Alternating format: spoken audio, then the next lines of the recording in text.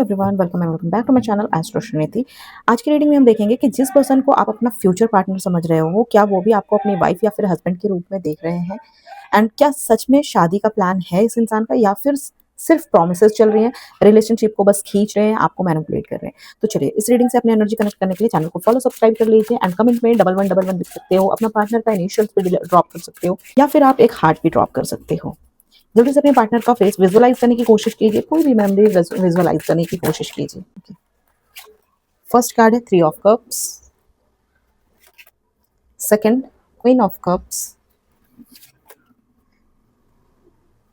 Page of cups, king of swords, magician and bottom of the deck पे है the emperor. यहाँ ना मुझे शुरुआत से ही दिख रहा है कि आपका रिलेशनशिप ना बहुत सीधा तो नहीं रहा है।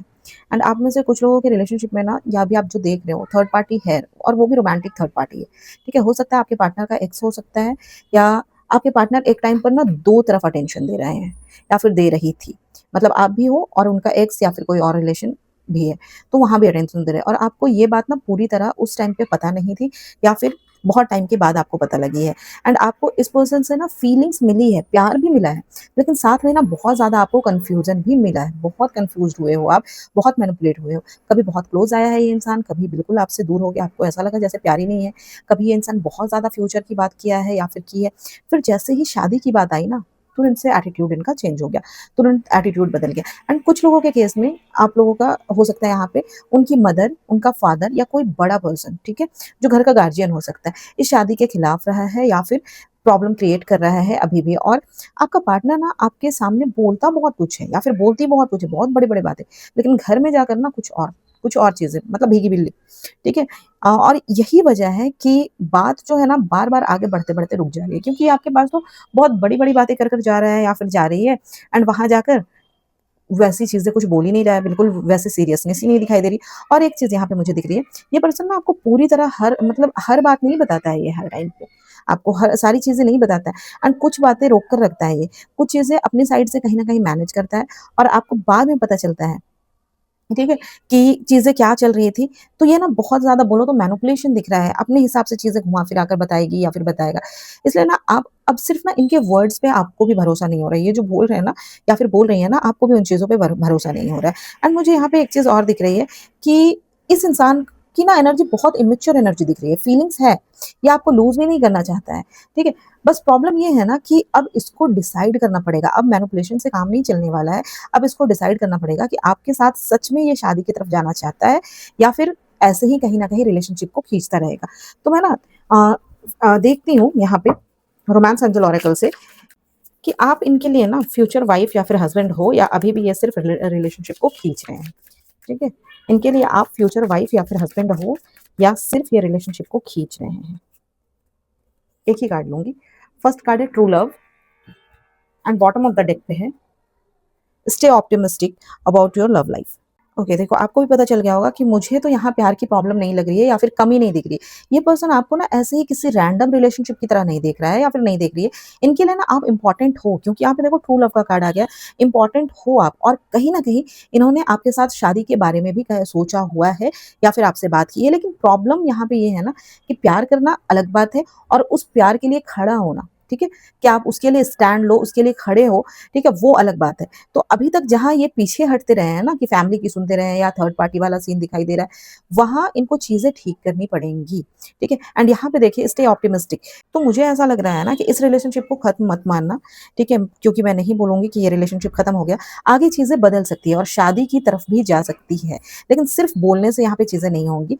अब इनके एक्शन से पता चलेगा कि ये सच में आपको चूज करते हैं या नहीं। मेरे अकॉर्डिंग शादी के चांसेस है।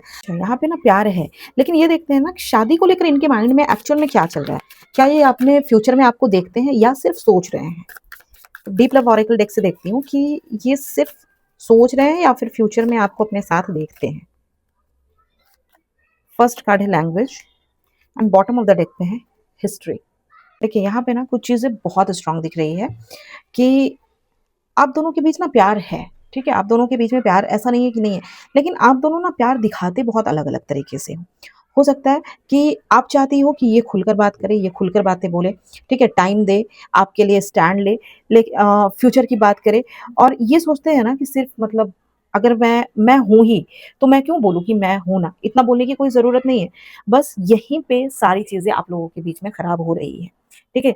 कि आप लोग क्लियरली बात नहीं कर रहे हो, खुलकर अपनी फीलिंग्स नहीं रख रहे हो एंड आप में से कुछ लोगों के रिलेशन में ना शादी को लेकर भी यही चीज़ हुई है। आप पूछते रहे हो कि कब बात करोगे, कब बात करोगी, कब घर में बोलोगे, आगे क्या करना है? और ये हर बार प्रॉपर जवाब देने के बजाय ना बात को कहीं न कहीं आगे ले गए या फिर बात को आगे छोड़ मतलब फ्यूचर में देखेंगे, जब टाइम आएगा तब देखेंगे।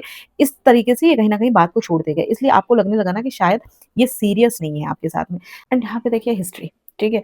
तो यहाँ पे मुझे ऐसा लग रहा है ना कि ये आपको अपनी लाइफ़ से निकाल कर नहीं चल रहे हैं। ये आपके साथ आगे की लाइफ सोच चुके हैं। कुछ लोगों के रिलेशन में तो आप दोनों ने पहले भी डिस्कस किया होगा कि शादी के बाद कहाँ रहोगे, जॉब कैसे मैनेज करोगे, फैमिली को कैसे मनाओगे, ठीक है? ये सारी चीज़ें आप लोगों ने डिस्कस की है या फ्यूचर को लेकर कोई प्लान तो बनाया है आप लोगों ने, ठीक है? तो यहाँ सिर्फ अट्रैक्शन या टाइम पास वाली बात मुझे नहीं लग रही है, ये चीज़ स्ट्रॉन्ग दिख भी नहीं रही है। यहाँ पे प्रॉब्लम ये है ना कि आप लोगों के रिलेशन में प्यार कम होता जा रहा है, आप लोग खुलकर बात नहीं कर रहे हो एंड बात होने के साथ-साथ आपका पार्टनर एक्शन नहीं ले रहा है। एक्शन की कमी दिख रही है। तो यहाँ सिर्फ़ अट्रैक्शन या टाइम पास वाली चीज़ मुझे नहीं दिख रही है। यहाँ पे प्यार कम है और एक-दूसरे से खुलकर बात नहीं कर रहे हो। अच्छा मैं यहाँ पे ना सोलमेट कन्फेशन ओरेकल से देखती हूँ कि शादी को लेकर ऐसी कौन-सी बात है, जो ये आपको अभी भी सामने से नहीं बोल पा रहे हैं? शादी को लेकर ऐसी कौन-सी बात है, जो आपके पार्टनर अभी भी आपको बोल नहीं पा रहे हैं? अभी भी आपको आपके पार्टनर बोल नहीं पा रहे हैं। Best self and bottom of the deck पे है न्यू बिगनिंग्स। देखिए यहाँ मुझे ऐसा लग रहा है ना कि ये पर्सन शादी से नहीं भाग रहे हैं, ठीक है?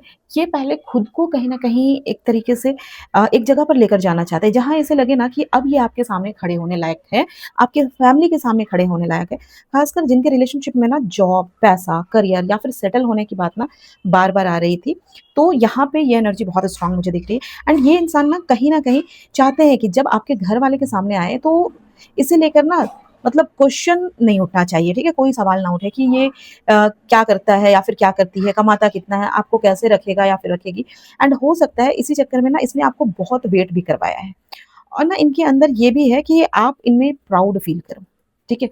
आप इनमें प्राउड फ़ील करो क्योंकि कुछ लोगों के रिलेशन में ना आपने ही इस पर्सन को बहुत ज़्यादा सपोर्ट किया है।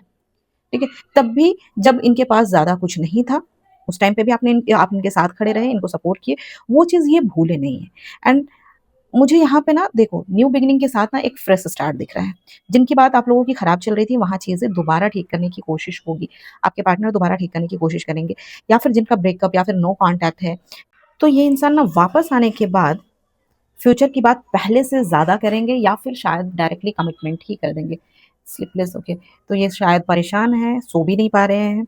तो अभी तक मुझे जो एनर्जी मिल रही है ना, उनमें सिर्फ़ मुझे टाइम पास वाली एनर्जी तो नहीं लग रही है, फीलिंग्स है। फ्यूचर में ये इंसान आपको साथ में देखते हैं अपने साथ में, ऐसा नहीं है कि सोच भी नहीं रहे, शादी के थॉट्स भी मुझे दिख रहे हैं। लेकिन अब ये सच में शादी करेगा या फिर टाइम लगाता रहेगा, ये चीज़ देखते हैं, ठीक है? शादी करेगा या फिर टाइम लगाता रहेगा। टाइम ओरेकल से देखते हैं कि कितना टाइम लगेगा, शादी करेगा या फिर टाइम लगाता रहेगा।